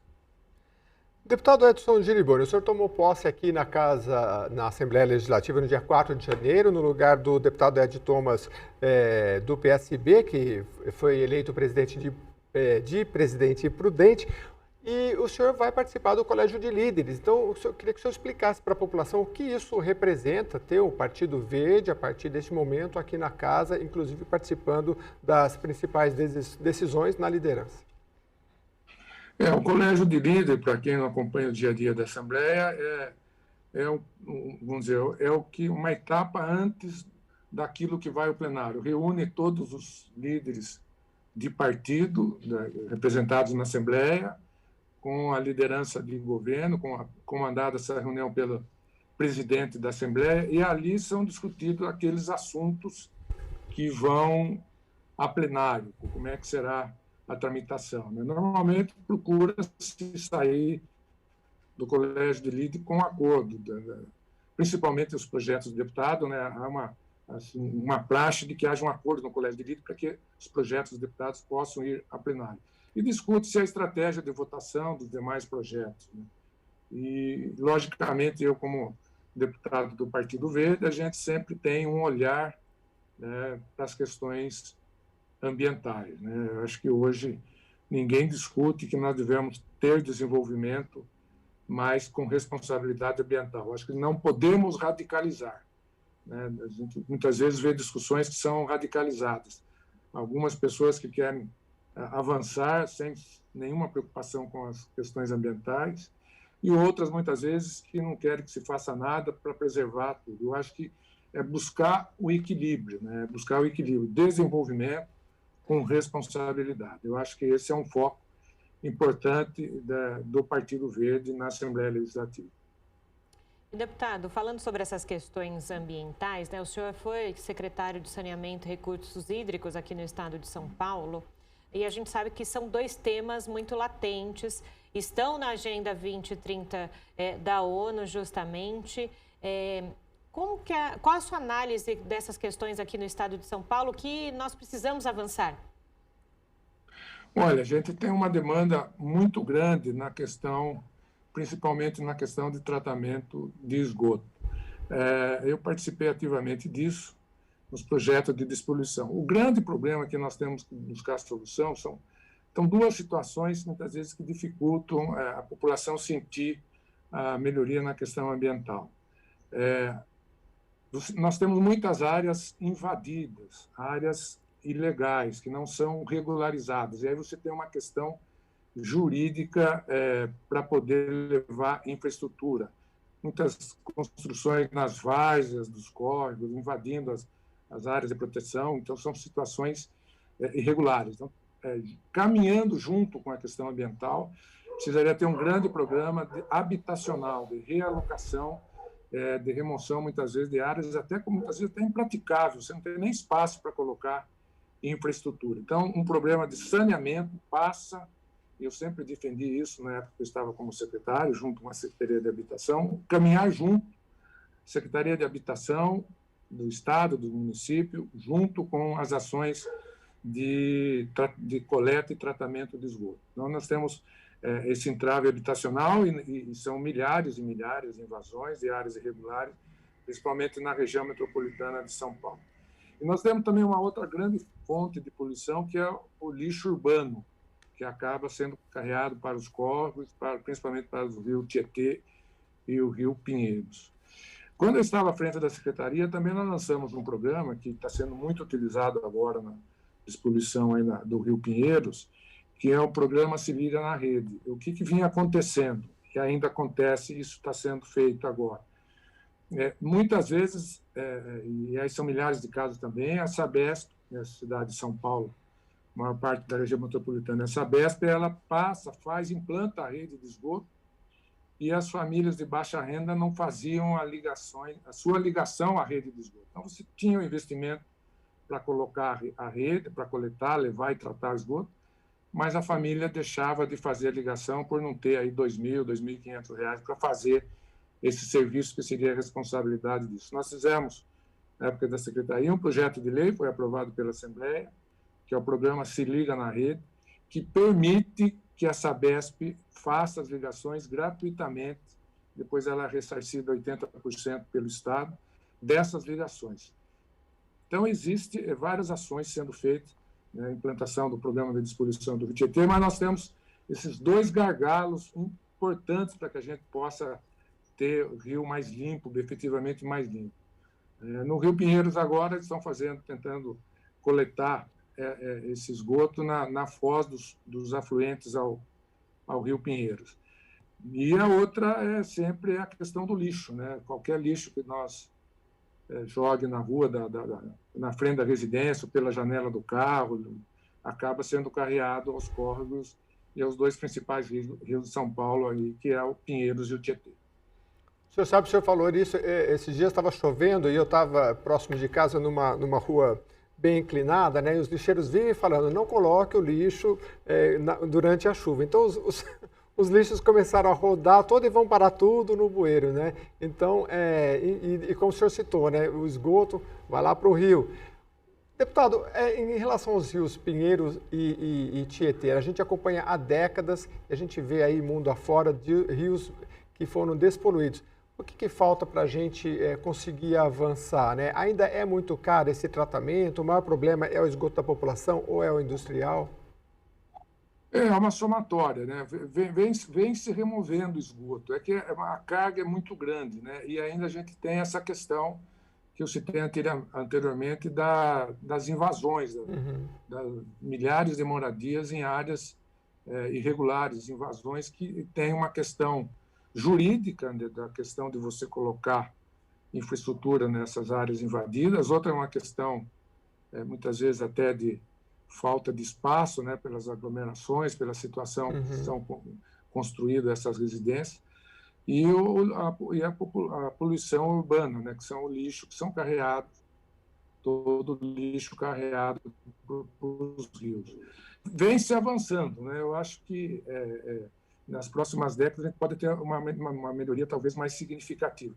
Mas o grande problema é essas questões das invasões habitacionais, que é uma escala muito grande aí na região metropolitana, milhões de unidades habitacionais em áreas irregulares na região metropolitana de São Paulo. Pois é, mas agora a Assembleia Legislativa de São Paulo conta com um parlamentar do Partido do Verde, né, que com certeza vai estar olhando para isso. Deputado, eu queria que o senhor aproveitasse e atualizar também a população, se o senhor vai participar de alguma comissão. Nós tivemos aí encerramento aí de CPIs, né, e agora, 2021, a partir de 1º de fevereiro, retomam-se os trabalhos presenciais aqui no Parlamento. E o que o senhor pode dizer aí da sua participação, seu engajamento aí nas comissões, enfim?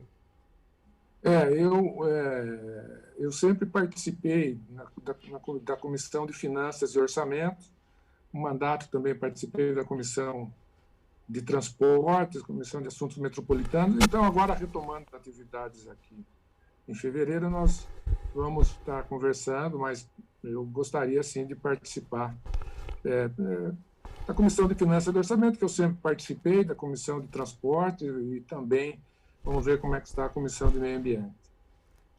Perfeito. Deputado, nós abrimos hoje o Jornal da Rede Alesp repercutindo muito sobre a questão de vacinação aqui no estado de São Paulo e também no Brasil, até porque ontem o governo do estado de São Paulo anunciou a eficácia da Coronavac e também todos os trâmites junto à Anvisa para iniciar essa vacinação.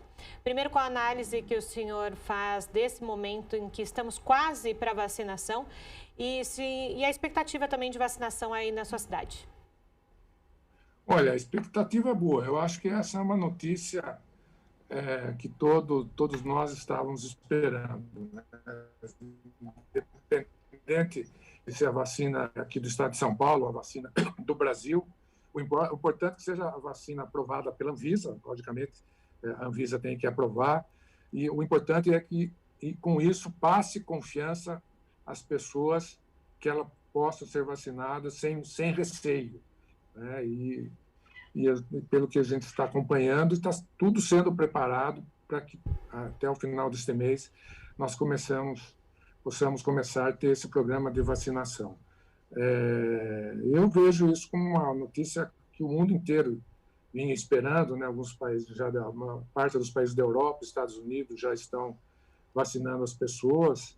Então, nos próximos meses, há uma expectativa de que a gente possa ter uma diminuição significativa na propagação do vírus e nós possamos voltar a ter uma vida normal. Agora, é importante que as pessoas confiem nas vacinas que sejam aprovadas pela Anvisa e realmente procurem ser vacinadas dentro do cronograma estabelecido o mais rápido possível, né? Eu acho que essa é a nossa expectativa e se a gente pode aconselhar as pessoas é isso, né? Que confiem nas vacinas que sejam aprovadas pela Anvisa e não deixem de tomar. Muito bem, conversamos com o deputado Edson Giriboni, do Partido Verde, que nós temos o prazer de recepcioná-lo mais uma vez. Deputado, vamos acompanhar aqui sempre todas as suas ações e sempre com as portas abertas aqui na Rede Alesp para o senhor trazer aí os novos projetos. Muito obrigado pela sua entrevista. Eu que agradeço a atenção, um bom dia a todos que nos acompanharam e vamos trabalhar. Muito obrigado. Obrigada, deputado. E Jeremias, tem coisa melhor que começar o ano com uma boa notícia? A gente está precisando, né? Precisando, Jeremias. Esse ano, o brasileiro não vai pagar o DPVAT. Pois é, o Conselho Nacional de Seguros Privados, vinculado ao Ministério da Economia, aprovou o prêmio zero para o DPVAT em 2021.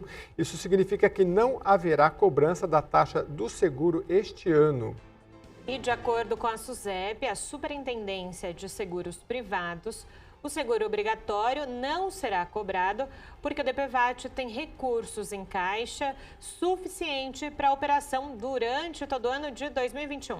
Em 2020, o DPVAT passou por uma redução de 68% para carros, estabelecendo o valor em R$ 5,23 e de 86% para motos, chegando a R$ 12,30. Boa notícia, nós falávamos agora há pouco, né, Jeremias, das contas que precisam ser pagas nesse início de ano, uma a menos para as pessoas se preocuparem, não é? Exatamente. O DPVAT é aquele seguro obrigatório. Se você sofre um acidente, aí você tem um estorno ali, principalmente de medicamentos. Se a pessoa teve, por exemplo, um acidente fatal, também tem um certo ressarcimento.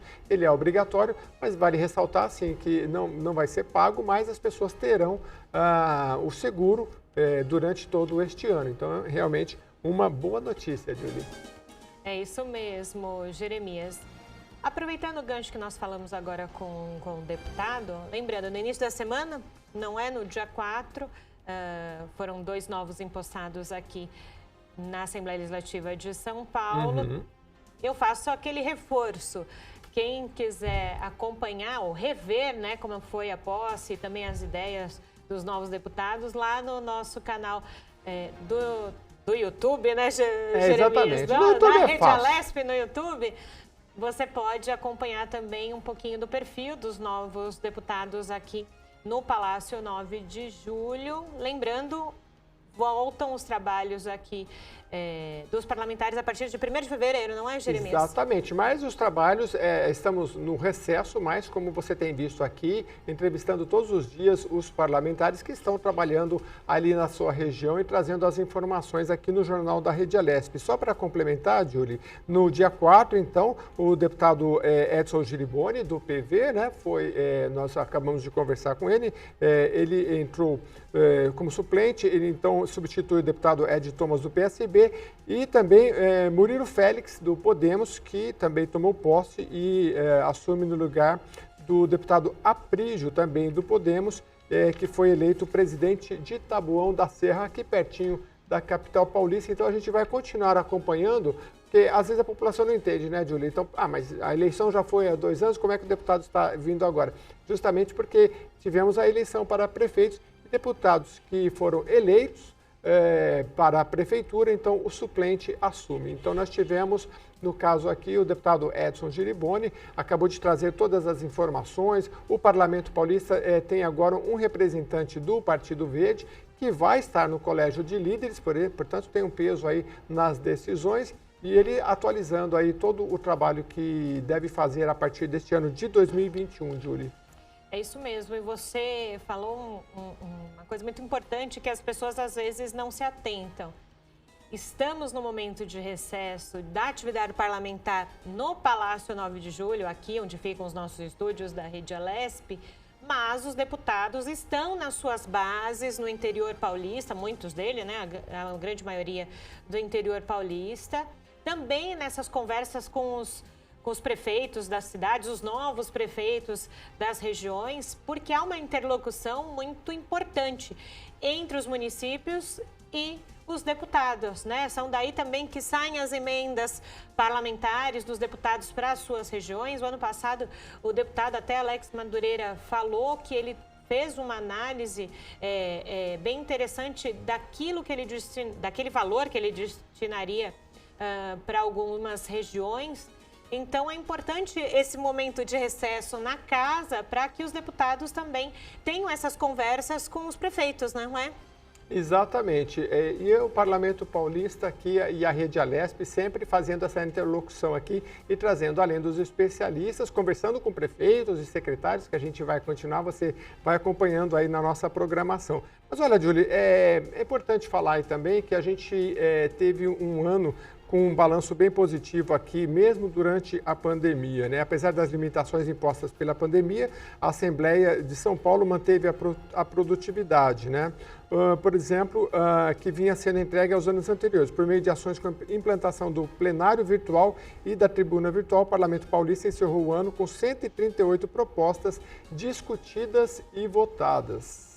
Tá, os recursos inéditos na história da Alesp foram a solução encontrada para preservar a transparência pública e garantir que os representantes do povo continuassem a ter um espaço para debater assuntos de interesse público, né? Então, durante toda a pandemia, agora você tem acompanhado os trabalhos virtualmente das comissões, quando retornarem, você vai acompanhar toda a transmissão pela Rede Alesp e os trabalhos no plenário presencialmente, também com a transmissão da Rede Alesp. É isso mesmo, Jeremias, demonstrando, né, o quanto a tecnologia ajudou o Parlamento Paulista, não só o Parlamento aqui de São Paulo, mas também as outras casas parlamentares, as câmaras municipais, nessa interlocução, né, Jeremias, entre eles. A tecnologia repercutiu muito em 2020, nós falamos muito, né, dessa questão tecnológica aqui no Jornal da Rede Alesp, e nós também da Rede Alesp usamos a tecnologia para continuar produzindo os programas por aqui, né, Jeremias? Pois é, e algumas coisas deu até uma certa versatilidade, né? Porque, por exemplo, os trabalhos, muitos deles virtuais, das comissões parlamentares de inquérito, né? Muitas vezes as oitivas, quem vai ser ouvido teria que vir até o Palácio 9 de Julho, então agora tudo transmitido online, ele pode estar até em outra cidade, outro estado. A reunião é feita normalmente, virtualmente, principalmente essas comissões parlamentares de inquérito, Julie. Perfeito, Jeremias. Então, nós vamos para um rápido intervalo agora no Jornal da Rede Alesp. Na sequência, muito mais informação para você, não saia daí. Fica aí, a gente volta já já.